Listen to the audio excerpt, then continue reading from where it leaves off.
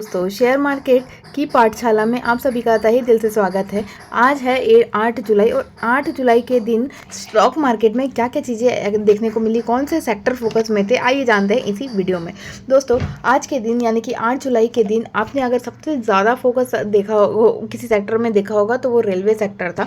Railway sector में पिछले 2 से 3 दिनों में अच्छी खासी तेज़ी देखने को मिली है।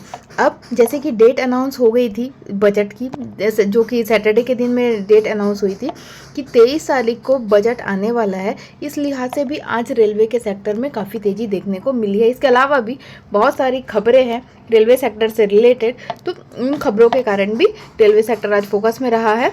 तो आइए देखते हैं कि क्या थी वो खबरें और कितने दिन ये रेलवे सेक्टर फोकस में रह सकते हैं, आइए जानते हैं इसी वीडियो में। दोस्तों, जैसे कि आप सभी को मालूम है कि रेलवे सेक्टर, चाहे आप कोई भी सेक्टर उठा लो, आप IRFC उठा लो, तो IRFC ने आज 200 लेवल क्रॉस किया। जब से ये लिस्ट हुआ था, लिस्टिंग के बाद से इसने पहली बार 200 का लेवल क्रॉस किया है।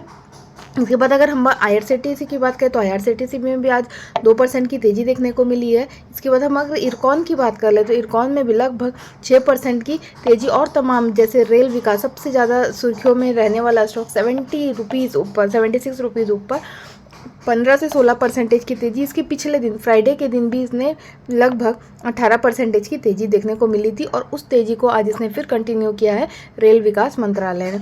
उसके बाद फिर रेलटेल में भी अच्छी खासी तेज़ी देखने को मिली है। 3 से 4-5% की तेज़ी आज के दिन इसमें देखने को मिली है।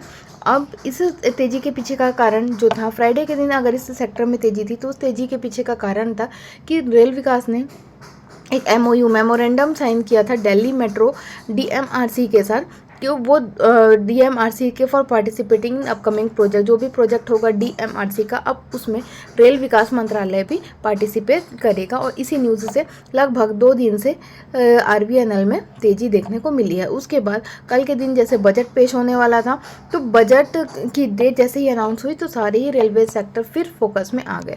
और आज के दिन यानी कि 8 जुलाई के दिन रेल विकास में एक ब्लॉक डील भी देखने को मिली है, और ये ब्लॉक डील कम से कम 1.5 करोड़ शेयर की है, जिसकी वैल्यू की अगर हम बात करें तो वो वैल्यू 560 रुपीज़ पर शेयर के भाव में खरीदे हों। 1.5 करोड़ के आसपास के शेयर परचेज हुए हैं, जिसकी वैल्यू की अगर हम बात करेंगे तो 5,600 करोड़ के आसपास की होती है।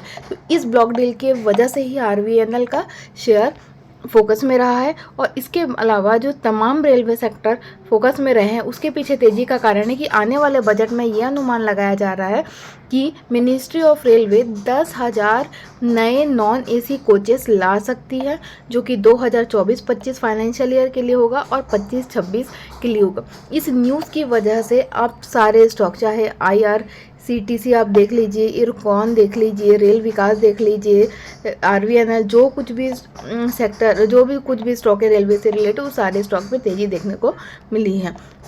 रिपोर्ट का मानना ये है कि जो नॉन AC कोच जो लाने वाली है वो 4485 जो कोचेस हैं वो इसी फाइनेंशियल ईयर में आ जाएंगे, जबकि जो बाकी बचे रहेंगे मतलब 5444 ये फाइनेंशियल ईयर 2026 तक आएंगे, मतलब टोटल 10,000 नए कोच ला सकती है। और इसी न्यूज़ की वजह से आज तमाम रेलवे सेक्टर एक बज़ में रहा है।